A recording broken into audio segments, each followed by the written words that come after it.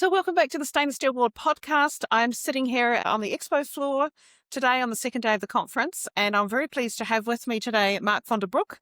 Mark is the Fellow of Materials and Corrosion at Fluor here in the Netherlands. He's also a member of the Duplex World Stainless Show. He's a speaker at Stainless Steel Board already for many years. Welcome, Mark. Thank you, Joanne. Nice to have you here. Yeah, nice to be here. So, Mark, here we are at a conference. How important do you think events like this are for your work and for the industry in general to share information? Well, for us, knowledge is everything, and we are based on a knowledge-based company. So what you find here, we are with 3 persons today, just visiting the conference, walking around, just to sniff up the information that will help us going through and working the engineering designs. So. And in the conference, you have a lot of things that are shared. It is a very, open atmosphere to really pleasant also to talk to the people where you normally just sit behind your computer and just try to find the information and reading the papers of the people that are here presenting. And it gives you the ability to talk to them and to get the information that you need, and to give a little bit of a flavor where things are going to. Right. Yeah. So, as you say, Fluor is really well represented here. You've come with a team. But do you think that perhaps other EPCs and end users maybe overlook the importance of coming to industry events like this to share knowledge and sort of walk the floors? I think they should, but it's I cannot obviously not talk for them or what their decision that they have made. But I think that if you are designing and if you are constructing things, then here you see things. It's not only the stainless steel, you see also the components, how it looks like, and you can talk to the people and discuss your challenges, improve your designs. So yes, I think they're missing something if they're not coming. Yeah. And of course, it's not just the conference. I mean, there's a lot of information in the conference, but also on the Expo floor, there must be a lot of companies that are super interesting for companies like Fluor to meet with. Yeah. For example, I mean, one of the sessions later today is on ammonia cracking, and I spoke to some of the solution suppliers and material suppliers that are going into ammonia cracking, and you can really have a discussion about it. Okay, where is it going to? What are the materials that you're developing? Because we work with secondhand information, you have to little bit get the feeling. Okay, where is it going to? Are you going to add, for example, aluminium, or silicium, or what is going to be the magic mix. The magic mix. How is the future going to look like in this? Yeah.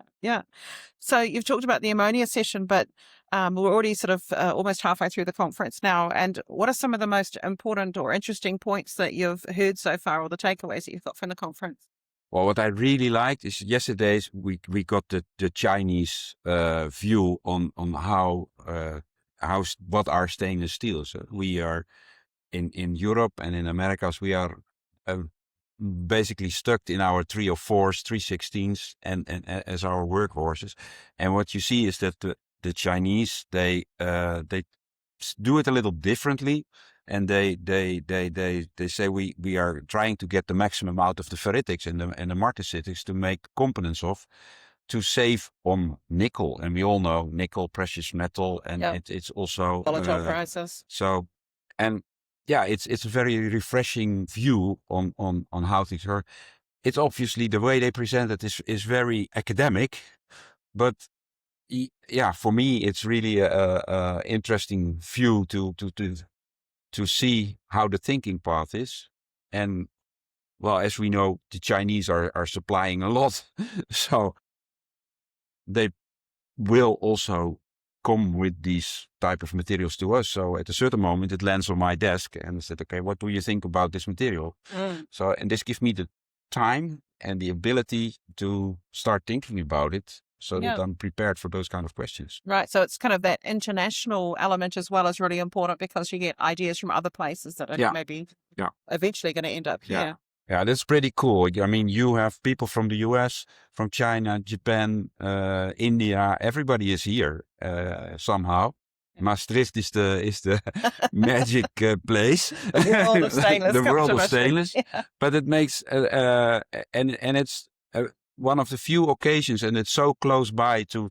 Yeah, I mean, I'm a Dutch guy, so it's just coming to you. It was really really be served with Yeah.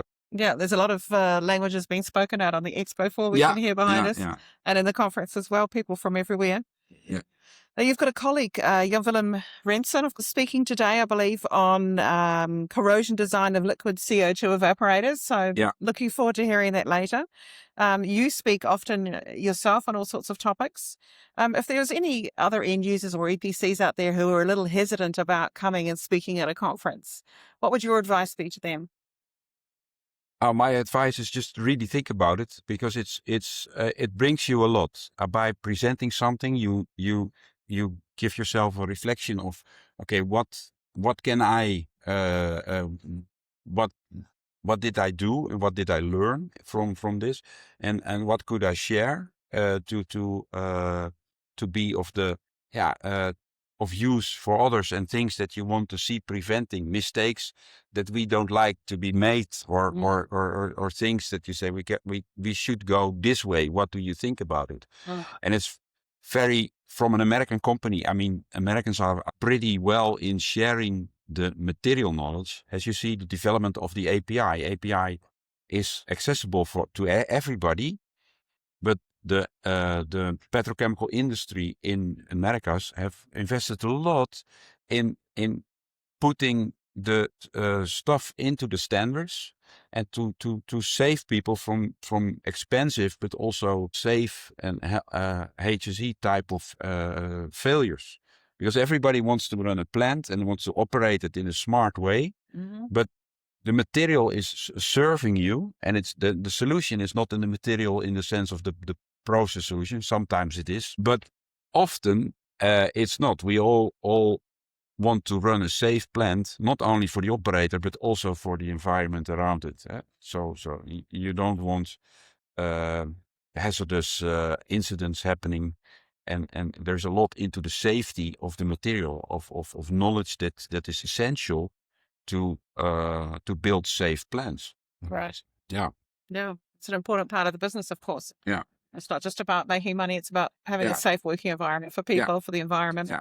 Yeah. And that's nice working in materials, because everybody understands that the material selection needs to be safe. Yes. Yes. Now, one of the topics that's really key, both on the Expo floor, but also on the conference already for a couple of years, is sustainability. I was wondering, do you see in your business that customers are more concerned about the sustainability of the materials they're specifying? Is that already having an influence on what's being chosen to go into these big plants, or is it slow to come? The interesting thing, I mean, sustainability comes with difficult technology. And we're doing a lot of different sustainability type of jobs. I mean, we have different groups in our company working, for example, hydrogen, renewable oil, working ammonia, CO2. But in all those, you can already, ammonia is cracking sensitive. And hydrogen, well, we all know that hydrogen is, we fear it a little bit, hydrogen embrittlement. We've all heard about it, but what it really is, don't know. CO2, that's corrosive. We know that.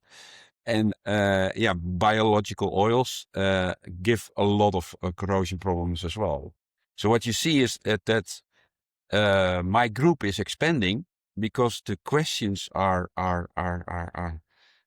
we have more challenges. We have to reinvent the wheel, but the wheels are here, but we need to choose the right wheel. Yeah. So the materials are really the key to the success of these renewable technologies. Yeah. Which is kind of nice full circle, because, stainless and the duplexes are a sustainable material, and they're also helping for these sustainable energies. So it's all nicely coming together. Yeah. And you really see a shift now. People think now that the sustainability is a bit low, but you see that on the people that you talk to, then they're all ready to make the step now. Yeah. And it is a bit, but I think society is now a little bit from, okay, we had that topic, but I think engineering technology is really ready to... It's embracing it and going for it. Embracing it, and really, the activities that are going on ammonia is super. It's very... also for young engineers or people who think about becoming an engineer. Yeah, it's very exciting. It's very exciting. Yeah, some great Start things to do going. metallurgy again. Yeah. Yeah. There you go. Everybody should become an need engineer. you. We need more engineers. Yeah. Thanks for coming in today, Mark. Really lovely to talk to you. Hope you enjoy the rest of the conference. I will do. Thank you a lot, I'll Joanne. see you on the Expo floor. Okay, good.